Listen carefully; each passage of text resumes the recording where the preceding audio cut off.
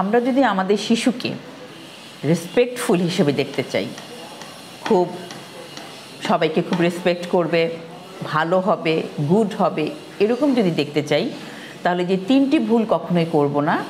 তার মধ্যে 1 নম্বর হচ্ছে কখনোই শিশুকে বলবো না যে বড়দেরকে সম্মান করো। সবসময় তাকে বলবো যে ছোট এবং বড় সবাইকে সম্মান করা উচিত।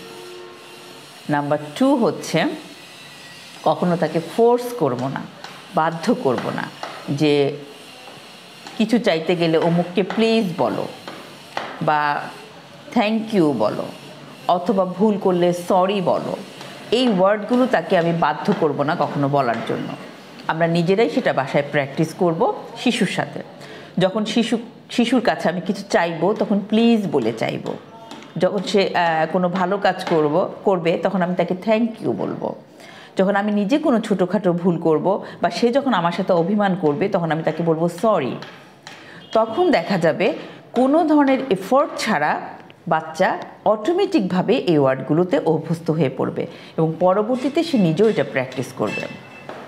আর 3 নাম্বার হচ্ছে শিশু যখন কোনো ব্যাড ওয়ার্ড ইউজ করবে বা কোনো ইনঅ্যাপ্রোপ্রিয়েট কথা বলবে তখন সাথে সাথে তাকে সেখানে থামিয়ে দেওয়া যাবে না, তাকে ধমক দেওয়া যাবে না। তাকে ধীরে সুস্থে সুন্দর ভাষায়, সাবলীল ভাষায় তাকে বলতে হবে যে এই কথাটাকে তুমি এইভাবে বলতে পারো, কোন হেলদি ওয়েতে এক্সপ্রেস করতে পারে সেই বিষয়টা তাকে বোঝাতে হবে। অবশ্যই মনে রাখবেন, সম্মান কখনো কমান্ড করে পাওয়া যায় না। সম্মান একটা অর্জনের বিষয়, এটা শেখার বিষয়।